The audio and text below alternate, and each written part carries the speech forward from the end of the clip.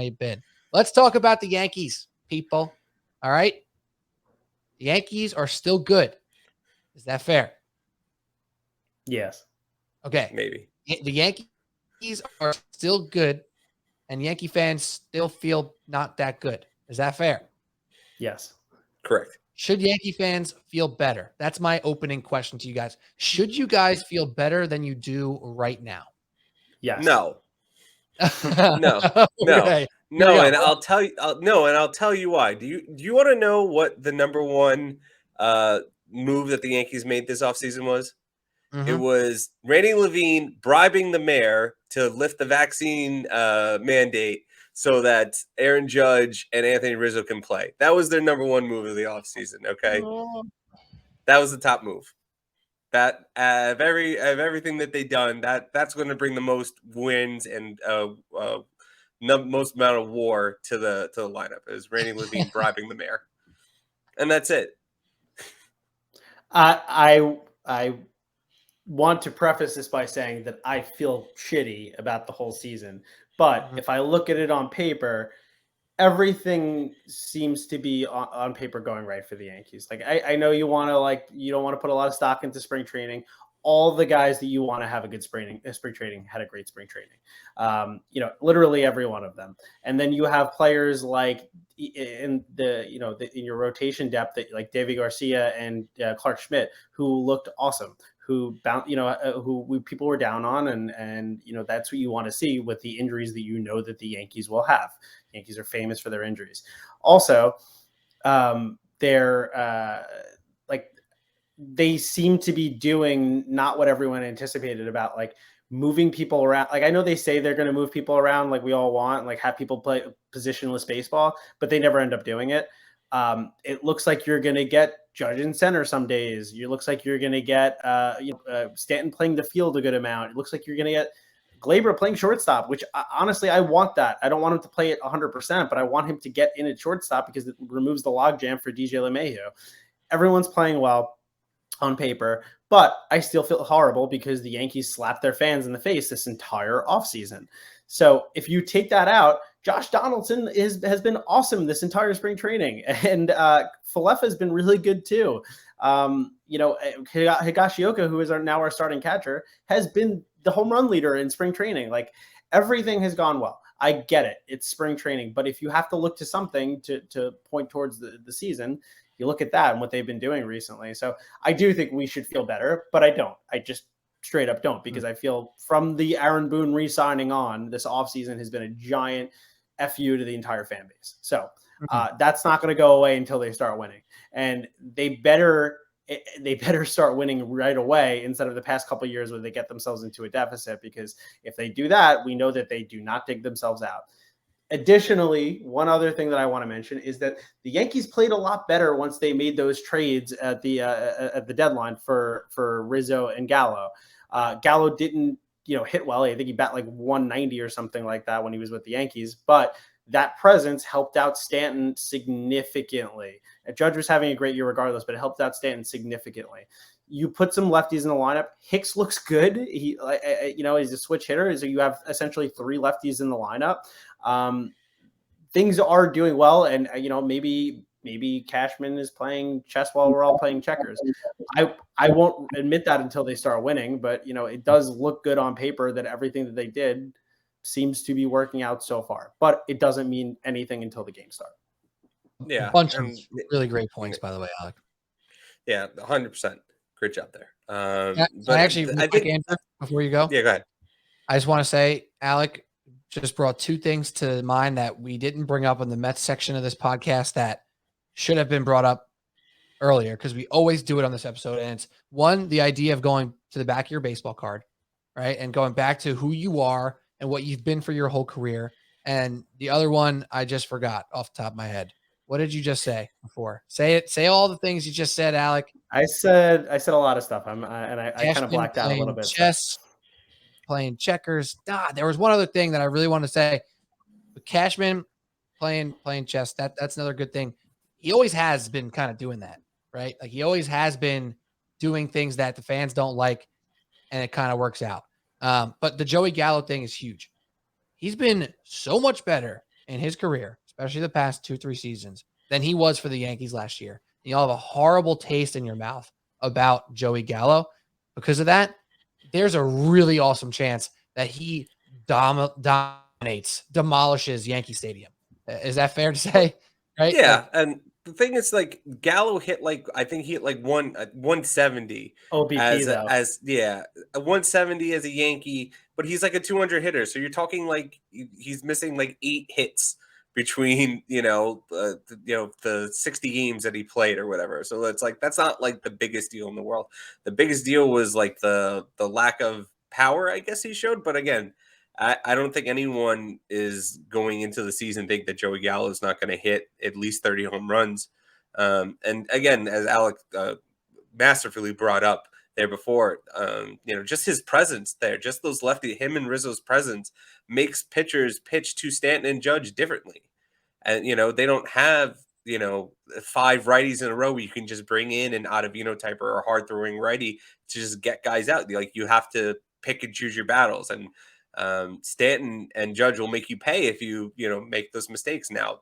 So just their presence alone is just a big win to see them have that lineup balance that's been sorely missing. We've been talking about that for like the past bunch of years. The Yankees just don't have the lineup balance, and now they actually do. And if Aaron Hicks stays healthy, again, that's 3 other opposite side hitters in the lineup. You can sprinkle them throughout, and that's great. That's exactly what you want to see.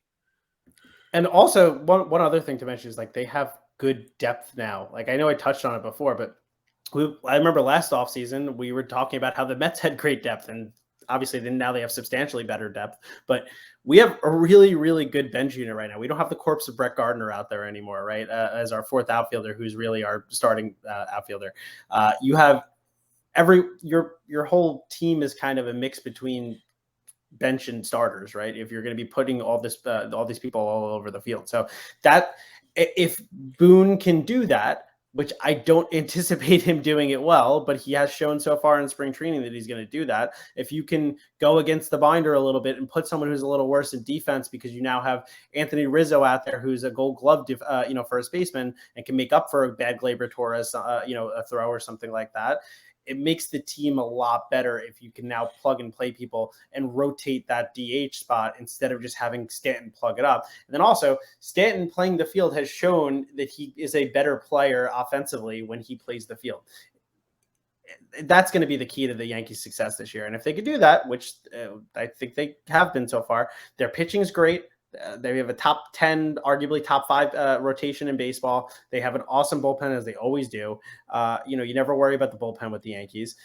Maybe some, Chapman blowups or whatever it is, but for the most part, on the whole, they have, they've always had a top 5 bullpen in baseball. So if they can, if Boone can work the lineup and work the defense a little bit more, that's going to be the key to their success. And then if they can do that, then go to toe to toe with any team in baseball.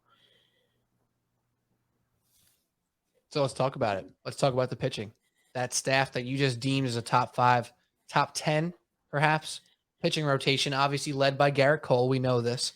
Severino back with some, innings under him after last year. He had the year where he was hurt and he didn't come back. Then last year he came back, which is probably going to deem huge now that he can hit this season running rather than this being the first start he's had in 2 years or whatever it may be. Montgomery, Taillon, and Nestor Cortez. Before we go into the top of the rotation, I want to talk about Nestor Cortez real quick. Is he the Yankee fan favorite right now? Like, is he the guy? Absolutely. I feel like I've seen random arguments of Yankee fans just defending him to the death. They're like, Nestor Cortez is a number 2 on another team. No, I'm exaggerating. Don't tell me that. I'm just being annoying. But I feel like people are going to deep beyonds to defend Nestor Cortez is like this amazing guy. Well, it's because he's awesome. With his plumber mustache, and he slows down his windup sometimes to try to throw people. It's everything about it. First of all, you love a big guy. You love a big guy. Every time that there's ever a big guy on the mound, you're gonna love him. Is he the bigger short, the better. Of course, short and Yes, well, I don't know if he's not like 5'6" or anything like that, but he's definitely not over 6 foot. But it's the mustache. It was the turtle that he had last year, the Bronxy the turtle, which is safe, by the way, for this new year, in case anybody was wondering. It's the deceptive windup and everything like that, and you need a guy like that on the team. He may not be long for the rotation, although last year he was awesome when he was a starter. I think he had like a 2.5 ERA or something like that when he actually became a starter for us. But even if he's not long for the starter position, that's a perfect guy for the bullpen. He's versatile. That's what you want there. And I don't think he's going to be in the rotation for the rest of the year by any stretch of the imagination. You have too much depth in the minors to do that. So, but that's why Nestor Cortez is a fan favorite. And then also it's the New York aspect of this is the Frank Ntilikina effect. I'm gonna love someone who has no expectations on him, and if he does anything, he's gonna be my best friend. Very fair. Good answer. Yeah, and just a FYI, Fangraphs rated the Yankees starting rotation, starting depth as first in baseball, and they rated their relief corps as number 1 in baseball. So Wow. Fangraphs has projected the Yankees to have not only the best bullpen, which I don't think that's surprising, but for the starting rotation to be the best in baseball as well, which I think is a little surprising, and I think that's a little ambitious considering. I think Jordan Montgomery is probably one of the most underrated pitchers in all of baseball, but I think counting on Severino I think they're projected like 140 innings after not pitching for 2+ years. I feel like that's very ambitious. Again, but if Severino is on and he does give you that 140-ish innings, I think they're going to be pretty elite innings. And he's looked pretty good so far in spring training. But again, his shoulder was barking. He had to delay his start going into his last Saturday.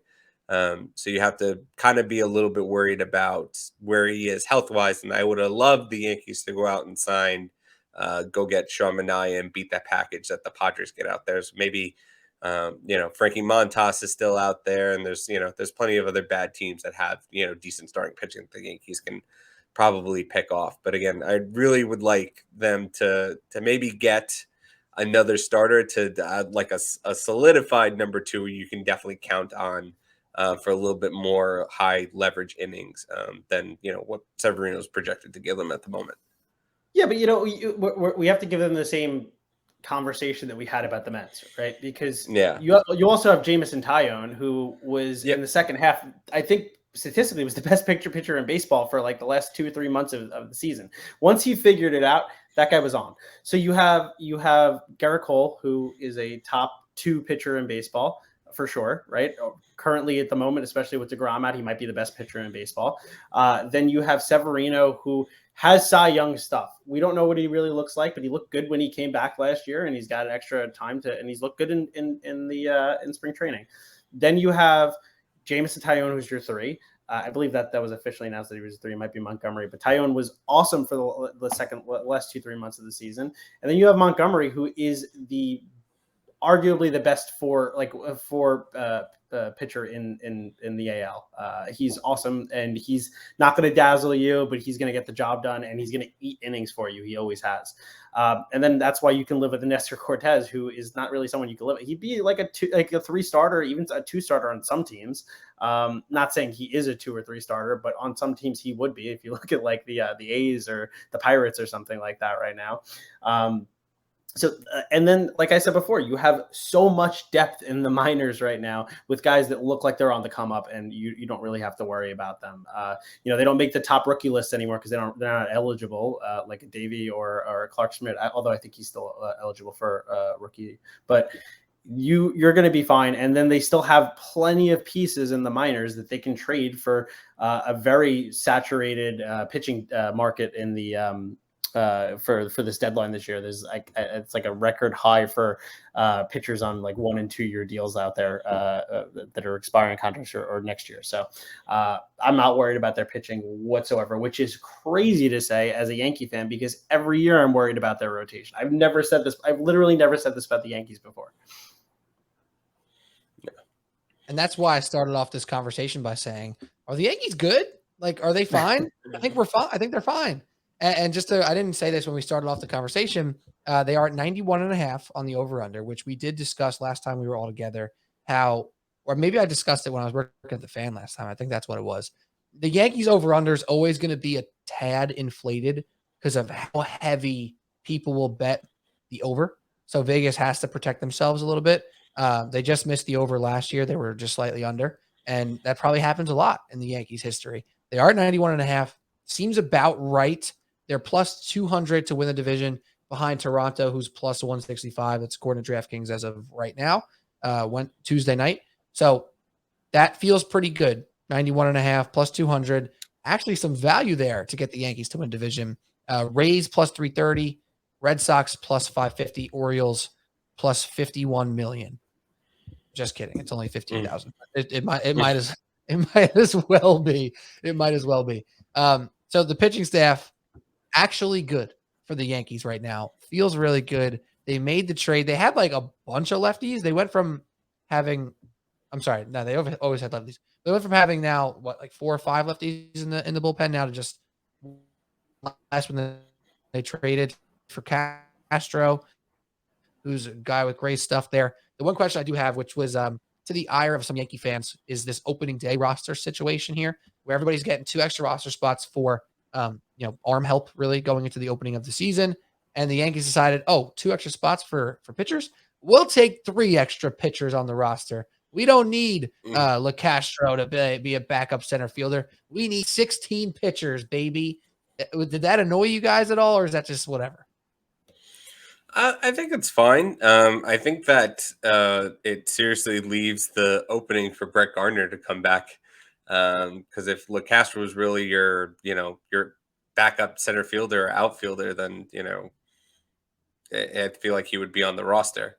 But I think it makes the most sense to carry that many pitchers too, because again, what's that extra bench batting is especially given the fact that DJ LeMahieu needs to be in the lineup almost every single day. Or it's again, if one of either LeMahieu, Torres, Hicks, or Stanton are going to be out of the lineup every single day. So, which is not ideal, if I'm being completely honest with you. When you have Kiner-Falefa and Higashioka at the bottom of the lineup, you're kind of going to miss that offense. But again, they could always pinch hit or whatever later in the game. But I think that it's pretty good. It's to answer your question again, the Yankees good. Yeah, they're pretty good, but I don't think they're as good as they could have been had they maneuvered their roster in different ways. And I think it's kind of unfortunate that going into the season that you're going to be comparing Donaldson, Kiner-Falefa, and Higashioka's numbers versus Gio's, Gary Sanchez, and Carlos Correa's, because again, that could be very well in an alternate timeline if Doctor Strange blinks or does something different, that could be the Yankees starting infield instead of the Twins at the moment. Off the rail segment, Moon Knight, shout out. Sorry, what's up? Heck yeah. Well, I listen. I also don't think that Kiner-Falefa he's a bench player, and Peraza is going to be up sooner than later too. That guy's ready to go. He his first at bat in AAA right off as soon as he got option was a home run. You're a couple years away from Volpe, but Peraza is ready to go. He may not be on the team as the linchpin going forward, but Falefa is not. And by the way, as a complete aside, I don't know if I'm in love with Kiner-Falefa or I hate him for all of like the pandering he does to Yankee fans, because he knows what to say, but I just can't tell if like he's being genuine or completely contrived in what he's saying at all. But what do you guys think? Do I love him or do I absolutely despise him? You don't know. You really don't know yet, because and this goes for your entire spring training. Like the Yankees are crushing it right now. It's almost like a tease. It's a little bit of a tickle down low that you're not sure if you're getting all the way. Like everyone's playing so well, vibes are good right now. Oh no, I'm not talking about his play. Like he's been fine. He's been good. Him as a human being. He's saying it's the best physical he ever had. He was the best shave he ever had. He was so excited that he just wants to win a championship. He's saying everything that a Yankee fan, like an old head Yankee fan, would be like, I love this guy. Like I just can't tell if I hate him or love him because of that stuff. I think you're gonna love him also because of the defense. And like if the Yankees are playing well, and he's hitting 215, whatever, and he's just making sick plays up the middle, and he's saying the right things, and he's having fun, you're gonna love him if the Yankees are playing well. Also, he can get some starts behind the backstop as well. He's played some catcher in his career. Yeah, he's got like 50 games of catcher in his like 4-year career. And I will say on Kiner Falefa's behalf that he's not even really a low batting average. The thing is, like, he had like 170 something hits last year, which is more than any Yankee had last year.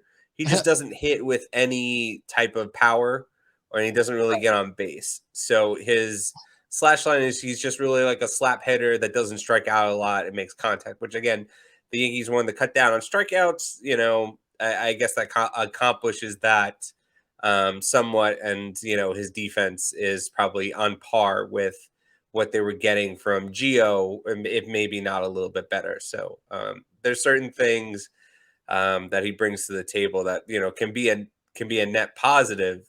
Again, just, you know, as long as he's not masquerading at the top of the lineup for any reason, I think, you know, you can tolerate him, you know, batting in the, you know, the 8-9 hole on a day-to-day basis, or at least, you know, a couple times a week when, if the, you know, Glaber's not playing shortstop, or when DJ's in there, or, you know, whatever else is going on. And I just feel, honestly, I find it very curious to the fact that the Yankees are putting Gleyber Torres back at shortstop as often as they are, because again, he seemed like he's really struggled there, and, you know, he seemed way more comfortable at second base.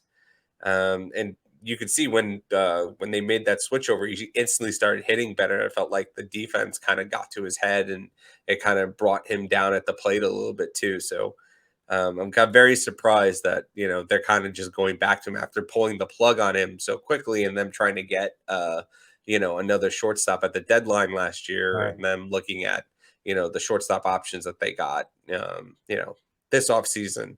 So I find it curious that that's the kind of the direction they're going in. So we'll see how it works out, and see how often he plays at shortstop. I feel like that's a very key factor for him and his season. If he's forced to go out there, you know, 3-4 times a week, I don't know if that's a net positive for Gleyber. Even though he's got like a ton of prove, and I feel like he's played great this spring training. He's had he has a chip on his shoulder, but again, I'm not sure if that's the best for him overall if he's playing shortstop that often. But at the same at the same time, DJ LeMahieu had the same exact situation last year, where he was playing all around the field, and it got. I think that cut into things too. So you have to kind of pick your poison. Maybe that'll lead to the question that we'll ask later about who's most likely to get traded. But I don't know. I'd rather have DJ hitting the way that he hit the year before than Gleyber doing what he's going to do, because DJ just added a different dynamic to the team that we didn't have in a really substantial way. So yeah, I can't argue with that. Yeah, and you know, it's funny. That's why I was kind of getting to the extra pitcher thing. And it's the blessing and the curse of having an analytically driven team. I heard this on John Boy, the Talking Yankees podcast, as I was listening to that today. Like, it's a classic case of the Yankees trying to outsmart everybody and doing something fancy to take an extra pitcher and not worry about the extra outfielder that they probably need as well. And then it's like they don't care about the human being as much as they do about the analytics. But if the human being is a better hitter when he's, you know, in the same spot consistently, or playing second base because he's not down on himself because of defense, that stuff all really does make a difference. And that's one of the things why you guys like Buck Showalter so much. It's one of the reasons why you loathe Aaron Boone so much, especially because his communication skills are so good, and he always tells you exactly what you need to hear and what's going on and the truth and the whole 9 on injuries, right? Like, that's what Aaron Boone does. Yeah, of course. Obviously, that's sarcasm. So that's one of the frustrating things about the Yankees, where it's, you never know what the real direction is, because it always seems like they're trying to outsmart themselves to a point here. And now they're in a situation with the logjam of talent, which is a good thing in a lot of ways, where it could be another one of those things where every single day when the lineup comes out for the Yankees, you go, what the hell? Stanton sitting today? Like, he's on a fucking bender right now. He's crushing the baseball. Why is he sitting today? And blah, blah, blah. And all this stuff starts to happen. But it can be a good problem, to be positive here for a second. Like, if Gleyber's hitting like he can, another guy like Dom Smith, if he has 30 plus home runs, are we shocked? No, we're not, right? If DJ hits 285 again, you are shocked, Alec? I'd be shocked. I don't think he has it in him. I think I think he's a 20-25 home run guy, and I'm fine with that. That's what I'd want out of him. But I think he'll never. I don't know that he'll ever have like that 30 home run season. That's like unless the ball's juiced again. Right. Yeah. All right. So if DJ's hitting 285 with a nearly 400 on base percentage again, like you're not really shocked, right? But then you still have a situation where how are you getting Donaldson, Glaber, LeMahieu, Stanton, and whoever else on the field every single day? It becomes kind of difficult, and that's going to be really, really hard on Boone or whoever's making the lineup to be consistently getting results, because that's going to suck when it's not bringing results. Yeah. You know, I one thing I want to mention here too is that this sorts itself out. Too many people on the roster always sorts itself out. And then pretty soon we will not have enough people on the roster, right? That's just it. That's the ebbs and flows of a 162 game season. The other thing I want to mention is I think what I thought the Yankees really did this offseason, from my perspective, and I don't know, I'm not there, but I thought they tried to fix the clubhouse. I think they tried to get rid of a couple clubhouse cancers. I think Gary Sanchez seemed like he might have been one of those guys. I think Luke Voigt seemed like he might have been one of those guys when he got a little pouty at the end of the season. You don't know that what he was doing before that, but he clearly was not happy. Or Clint Frazier was another one of those guys. Not that he was constantly in the clubhouse, but they made a conscious decision to get Donaldson at the protest of every Yankee fan and every Yankee player, because Donaldson is the kind of guy you want on a championship team. He's, you know, if he can stay healthy, there's no problem with Donaldson as long as everyone gets along with him. But you want guys like that that are going to be in the clubhouse and that are going to fire people up and make sure that they fire back. I remember last year when the Yankees lost to the Red Sox and they had like a 7-0 lead. And that after there was a post-game interview and everyone was like, well, Alex Cora told us that we could still do it. And then we did it. That's the type of people you want there that are going to drive your winning, because the Yankees had the talent last year. They've had the talent every year. They have the talent this year. But there's that X factor, which, you know, I know we're doing that later, but is you need to have a clubhouse that's in order. And I think that they made a concerted effort to try to do that. You don't really see a lot of bad guys out there on the team. For the most part, everyone on the team is like, oh, that's the nicest guy in baseball. And you could just say that around. Or you have a fiery guy like a Donaldson or something like that, which they haven't had fire on their team in a long time, probably since CeCe left. That was the last guy that was that type of player. Yeah, and I listened to Aaron Hicks's episode, the R2C2 podcast, and he said the team's going to play with a lot of fuck you energy, throughout the whole year. So it's, just to go on Alex's point, that's kind of why they brought on Donaldson, to kind of just give them that little bit of edge. Maybe that's something that's been kind of missing. There's a lot of times in the last year where the team just kind of looked, a little lifeless when they went on that crazy 17-game winning streak. It was followed by a 12-game losing streak, followed by another 9-game losing streak or something like that. It was something crazy downward spiral. And I don't think when they go to Judge and ask him a question, and guys who just look super defeated. And I feel like if you have a clubhouse guys, a high energy guy like a Donaldson, someone playing with a little more attitude, maybe it doesn't let them get that far in that losing streak. Or maybe it, when things are spiraling out of control, people lose their shit and it gets worse, but who knows? But, it's a double-edged kind of sword that way. But, the team was definitely lacking a competitive spark and a competitive edge at times last year. And it seems like they did correct that.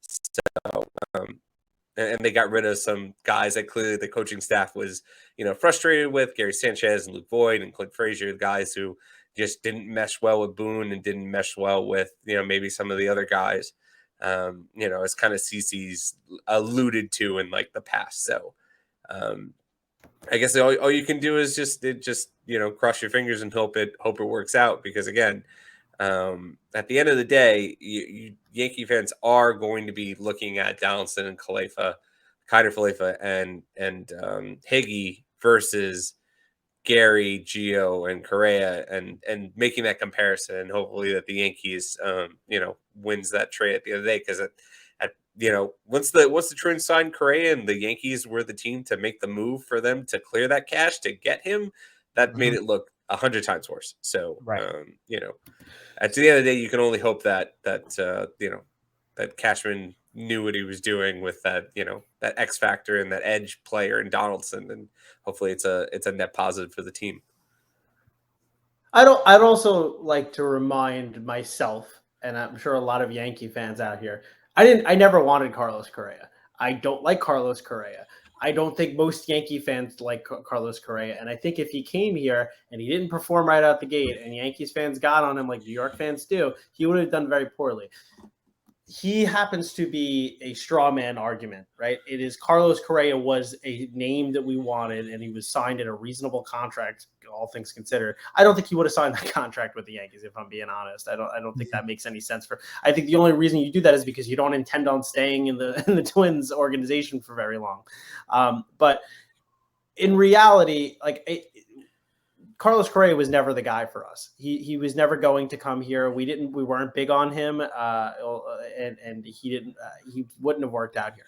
If Donaldson does well right off the bat, nobody will remember any of it, and everyone will remember that Gio sucked last year for the most part. I think also a lot of Yankee fans will be fine with the fact that Gary Sanchez very well could have a good season for the Twins. He wasn't going to work here. He needed to go. There was no point in him being here anymore. He was redundant. He wasn't working out. So I think that, yes, I agree with you very much that people will compare us to them. But at the same time, if Josh Donaldson just performs right off the gate, we will be very happy with that trade. And if Josh Donaldson is healthy, which is really the if, he will play well. He is a good player. He's just never healthy anymore. So that's kind of, I don't know. I just wanted to kind of dissect that a little bit. Good clarifications. Now let's talk about the elephant in the room, the Higashioka in the room. Kyle Higashioka is the starting catcher for the New York Yankees. He was red hot during the spring. And, he's the starting catcher. There's no more, how are we going to play Higgy over Gary in this big game? Gary's got to be in the lineup. He could hit a 3-run home run. That debate is gone. Yeah, Jose Trevino also comes over in the trade, but it's Higgy's spot. And that's what it is. It's split for Yankee fans. Some Yankee fans love him. He plays good defense. Pitchers like throwing to him. Blah, blah, blah, blah, blah. Is he going to do enough to be that guy? Now, I think Kiner Falefa and Higashioka can be the 8-9 hole, play great defense, and occasionally give you something on offense, and you'll love it if 1 through 7 take care of business. But there's a world where Higgy's not a good hitter, and it sucks. So I know it's split between you two. I don't even know who wants to go first. I think Andrew should go first. Higgy, can't you see? Sometimes you just don't get hits. I don't know. You almost landed the plane there, Pete. That's close. That's close. You know what? Did you have a better rhyme for me? I don't know. No, I did not. Getting Higgy with it. But anyway, and I'd like to dispel this rumor that Kyle Higashioka is actually a good defensive catcher. He's a great framer. That is a fact. He is not a good blocker. He does not have a good arm, and he does not hit well. He is a good framer, and he calls a decent game to the point where Garrett Cole preferred him. That might be an indictment of how bad Gary Sanchez was as a game caller rather than how good Higashioka was. Well, I guess we'll see. But again, I really would like to dispel this rumor that Kyle Higashioka is a good defensive catcher. I would just say he's a good framing catcher. He's a top 10 in the league. And that's kind of, if you're going to punt the position at catcher, you might as well get guys in there that are great at framing, which might not even be that much of a desired skill in a year or two when we get robo umps at the major league level. So framing is going to go out the window anyway. So I don't know how much you want to invest in that in the position. But that's a 2-3 year down the line kind of problem here. Again, the Yankees right now in Ben Roedvert and Trevino and Higashioka is probably the worst hitting catching in the league. Again, if you want to put in all your stock in spring training numbers, which it seems like a lot of Yankee fans are doing at the moment, then yeah, sure. If Kyle Higashioka actually hits, which he's never done, and plays elite defense, which he's never done, then yeah, sure, he'll be like a top 10 catcher in the league. So there's that. Can I go? Yeah, go ahead, Alec. You know what's nice about Higashioka is he's not going to be batting 5th and 6th in the lineup, so it doesn't matter what he does because he's going to be batting 9th in the entire lineup. He's not clogging up the lineup for the rest of the hitters. We don't have to pretend that he's good. We can just be happy when he does something. Second of all, he's not our long-term solution. Our long-term solution is one of our best prospects in Austin Wells, who's probably a year away. So you're not investing. You're not even punting the catcher because the catcher, by definition, unless you have Salvador Perez or JT Realmuto or someone like that, is a punt. It's the worst offensive position in baseball.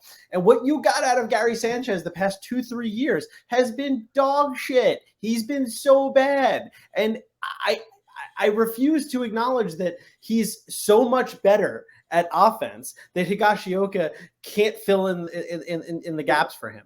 He's fine. Higashioka can run into a fastball just as much as Gary Sanchez can. Let's be honest here. That was always the big thing about Gary Sanchez. Why isn't he playing? He can run into a fastball. He's also not going to strike out as much as Gary Sanchez did in a lineup that has too many strikeouts.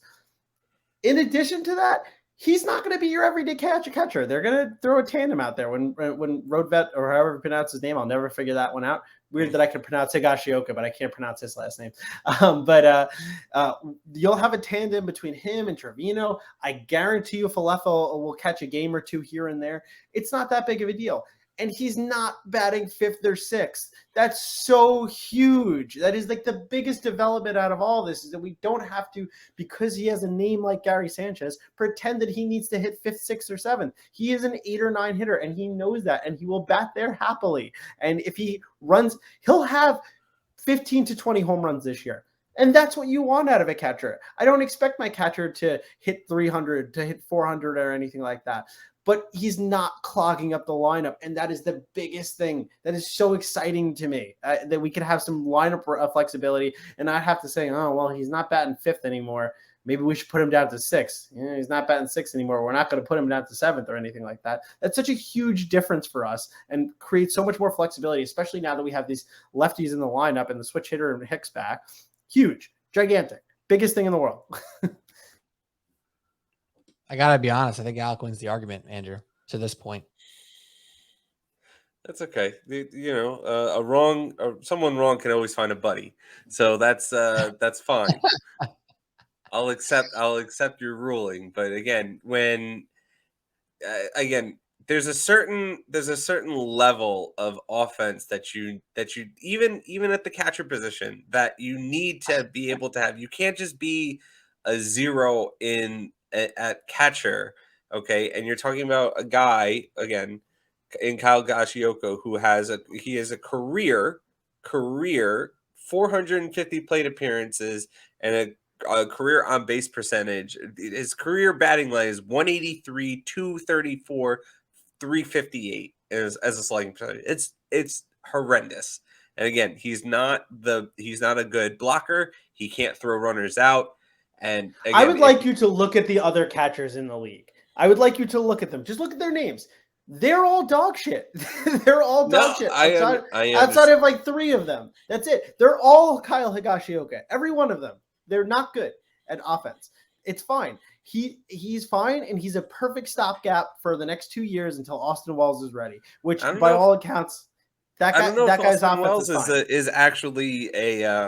I don't know if Austin Wells is actually a catcher long term. They were talking about moving him to first base or shifting him to the outfield. I honestly think maybe Roedvert might be the catcher of the future. Again, Roedvert's only like 23.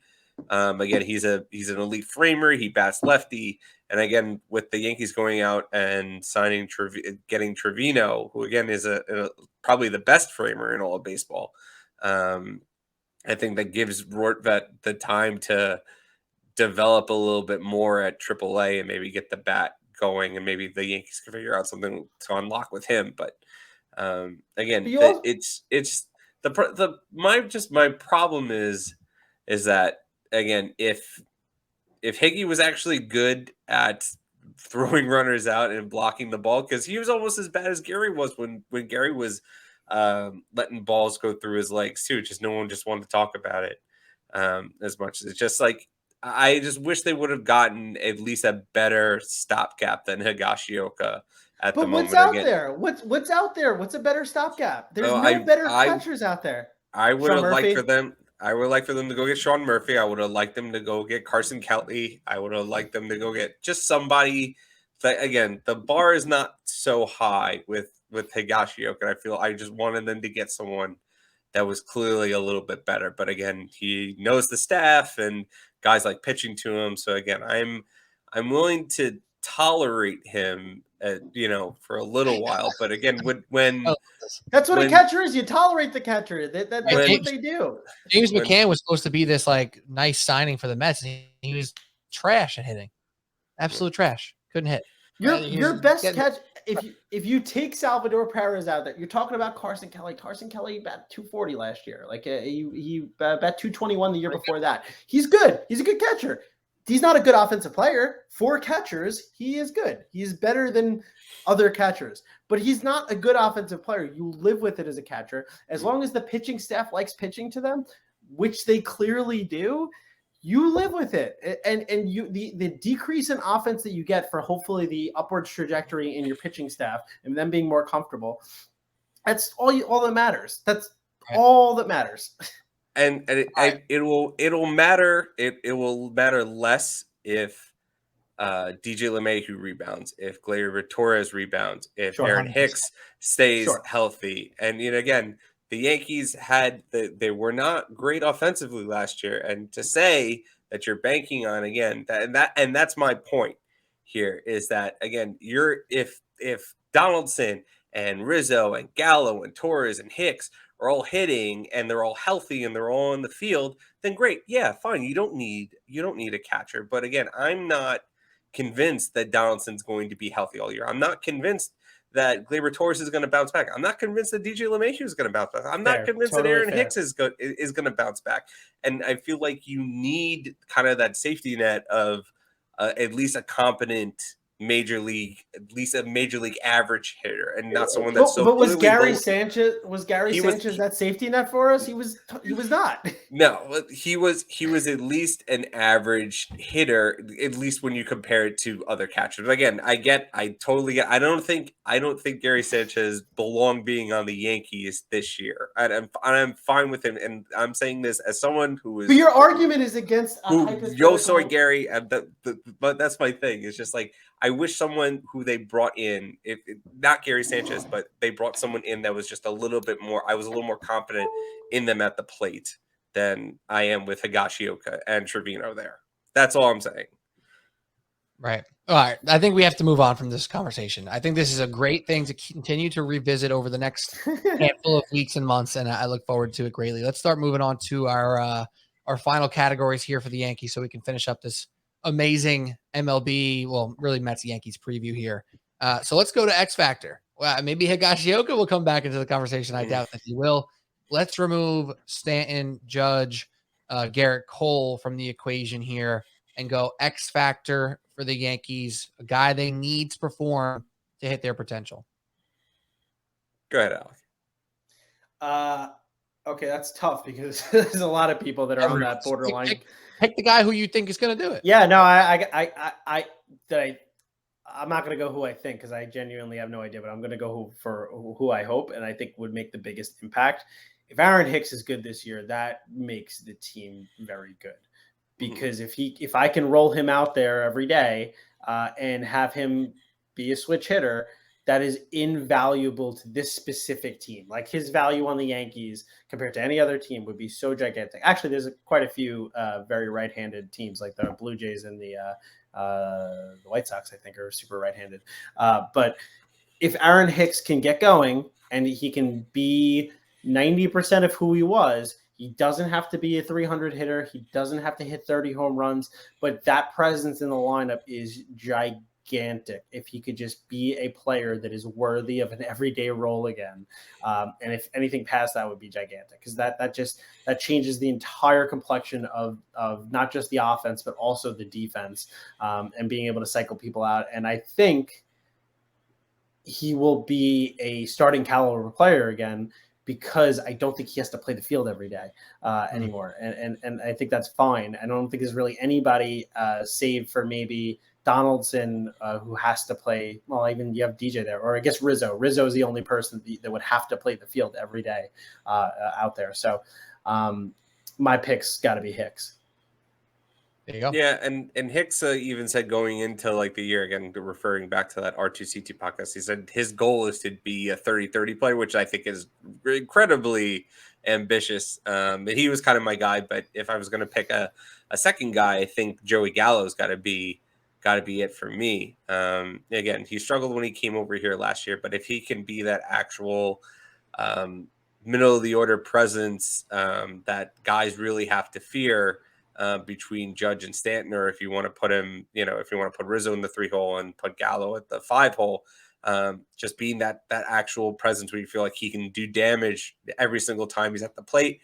I feel like that's going to be super invaluable. Then, again, that's just a big left-handed bat that can go complement Donaldson, Judge, and Stanton. And that's like a really, again, if he's filing all the cylinders, that 1 through 5 is probably the best in baseball. So it really depends on Joey Gallo, getting acclimated to New York and hitting his stride and being the player that he was in 2021.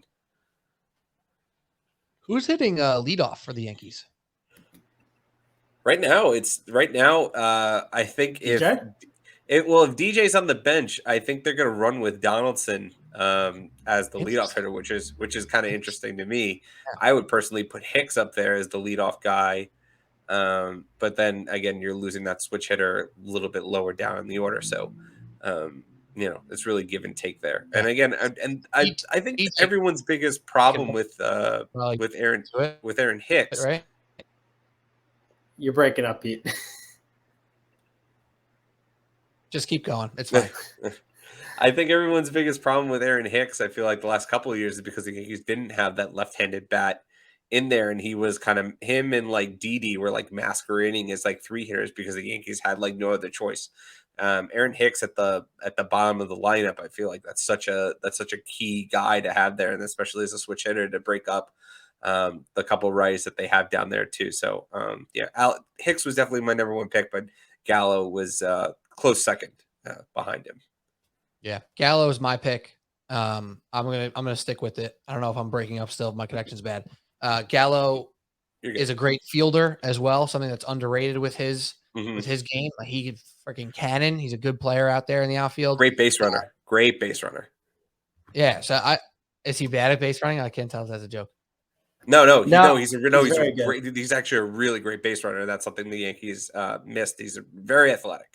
Yeah, he's a really, really good athlete. He's freaking strong as hell. And I want to see him use Yankee Stadium the way he should and hit a lot of home runs. I think he can easily hit 35 home runs this year, and it'll be awesome to watch. Let's go on to our next category and talk about biggest trade chip for the Yankees now. Somebody you think can bring back that bullpen arm you need, that last starter you need, or maybe an upgrade in the lineup. Who's the big trade chip for the Yanks?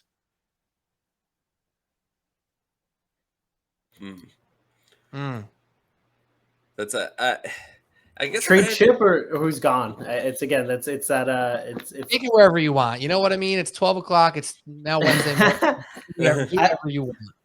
Trade chip is I think is got to be Peraza because I think he's valuable and the Yankees don't have a purpose for him long term. But odd man out, I think it's probably Glaber. I think Glaber also is a change of scenery guy. It's unfortunate because I don't think you're going to get a lot for him, and he's probably going to perform well if he goes elsewhere, especially if he can be a second baseman every day and not have to worry about it. But I think if everyone stays healthy, which is an impossibility, so we're just talking about it in a vacuum here, Glaber's odd man out, unfortunately, and that's how you got to think about it.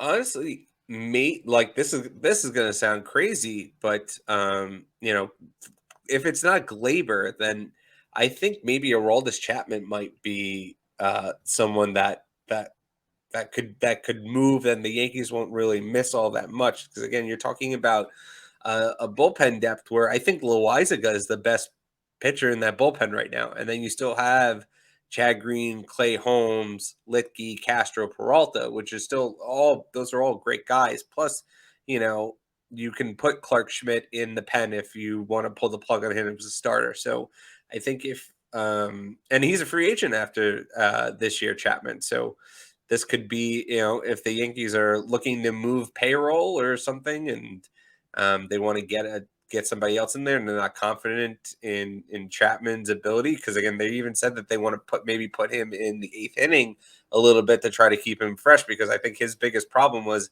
they kept him in that closer role where he was going like 5, 6, 7 days between appearances, and he's rusty. And Chapman's at his worst when he's rusty and he doesn't know where the ball's going. He needs to pitch all the time. So maybe they're finally like, okay, we can build a bullpen with cheaper guys. We don't need to.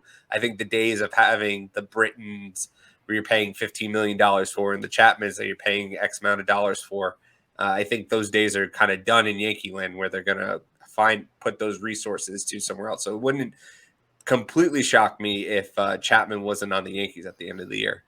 That's a great pick. That's a really good pick, Drew. I agree. That's a great pick. And it wouldn't be unlike the Yankees to do something like that. Like, you think you need him as that last piece of the pen.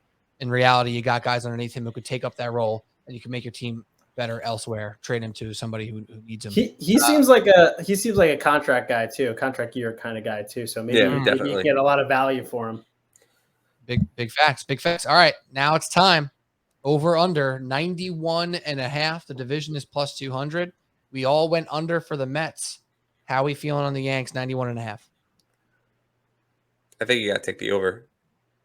I mean, again, if the team would have went out and got like Corey Seager and Freddie Freeman, they're like 100+ win team.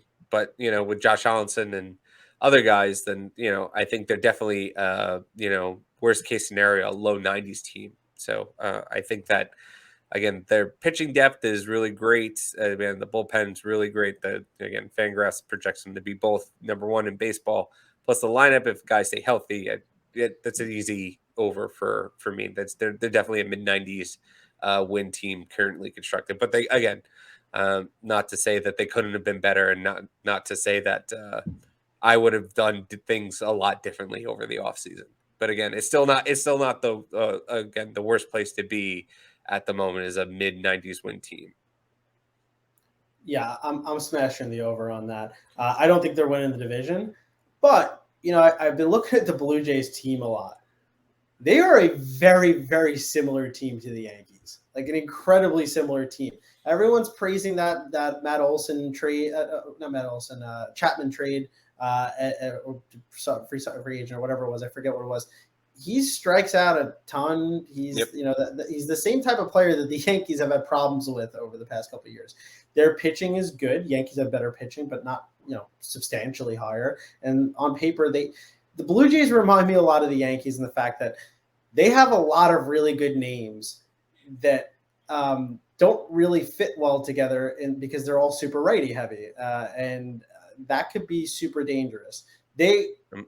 They're not a substantial, like, I understand it's the sexy pick right now to win the division. My money's on the Rays. I will never count the Rays out until the Rays lose. I don't think the Red Sox are that good of a team. I think the Red Sox significantly overachieved last year with that pitching staff. That pitching staff's not very good. It's actually pretty bad, especially with Chris Sale, who knows if he's ever going to pitch again. But the Blue Jays and the Yankees are going to be jockeying for the same position with the same team for the entire year, in my opinion. I do not expect them to win the division, and if anyone's going to win it, it's going to be the Rays. But I don't know. Maybe this is the first year that the Yankees actually win the division in the past 20 years. So, plus 200. I like it. And the thing with the Blue Jays is like, okay, so they got Chapman, but do you relatively expect him to be better than Marcus Semien was for them last year? because I don't. Marcus Semien was out of his gourd. I don't know what word I just said. It's late. He played out of his gourd last year, so there's reason to expect some drop off from that lineup, and I feel like a lot of these projections for Toronto hitters are just like a little crazy to me. Like Teoscar Hernandez and Alejandro Kirk and Lourdes Gurriel Jr. are all like projected to like have slugging percentages over like 500, and I'm just like, in what world is George Springer have a slugging percentage over 500? Like it doesn't like I don't know. I feel like they're very liberal with some of these projections for these Toronto hitters. So It reminds me of the Yankees the last couple of years where they would project Gary Sanchez, Giancarlo Stanton, and Aaron Judge all to hit 50 home runs each, which is preposterous. Yeah. Yeah. And I mean, obviously, like Bo Bichette's really good, and obviously Vlad Guerrero's really good, and I think Chapman's very good, but I don't think the team's gonna be this good. And again, their pitching staff is okay, but like, does anyone really think that Kevin Gausman is the guy? And like, last time he was pitching in the American League, he was pitching for Baltimore, and he pitched like shit. Like, do you think like he just all of a sudden figured it out in San Francisco, and he's gonna come back and be the ace that he was before? I will say one thing. One thing that's important to note: they will have the best home field advantage of any team in baseball. Oh yeah, well, that's a big factor into things, and that's probably what Vegas is considering. If nobody who's unvaccinated go there, and you have teams like the Red Sox who are like 35% vaccinated as of like two months ago, so you have no idea what's going on there. You have people, the Yankees obviously have their issues going on with that situation, so that's going to be a huge home field advantage, especially for maybe some southern states where the laws are lax and they never had to do it. Maybe they're not considering it. So I'm very curious to see how that plays out. Yeah, I definitely would love to see what the WAR total is at the end, because again, like a two WAR advantage at the end of the year, that's make or break the division right there. So that's a huge advantage, and who knows if that's going to be the law the whole year. But Canada seems to at least have their shit in order when it comes to vaccine and all that kind of stuff mandates. So I don't think it's going to let up anytime soon. So you have to wait and see. There we go. All right. I'm going over as well. They're like a 93, 94 win team. I think the plus 200 sounded real juicy for me at this division. I might lay a little schmeckle on there. Let's talk quickly, real quick. MVP. I'll read you a couple names. Shohei Ohtani plus 350, reigning AL MVP. Mike Trout plus 450. Then Vlad Guerrero plus 500. Then a huge drop off, plus 1,800 for Aaron Judge and Wander Franco, 2,000 for Luis Robert and Rafael Devers, Jose Ramirez, Buxton, Alvarez, etc. MVP pick. Does Kyle Kashioko have MVP odds? Him and the Orioles have the same plus odds for MVP as the Orioles have for the division. Boy, it's getting late, boys.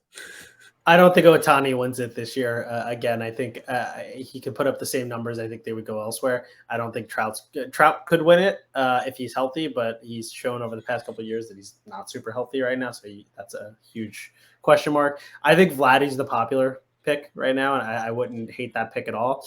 But if you want to throw money, I could see if Judge is healthy this year, he should have been getting votes last year. He was awesome last year. He was like really, really good. And especially if he doesn't get this contract extension done before opening day.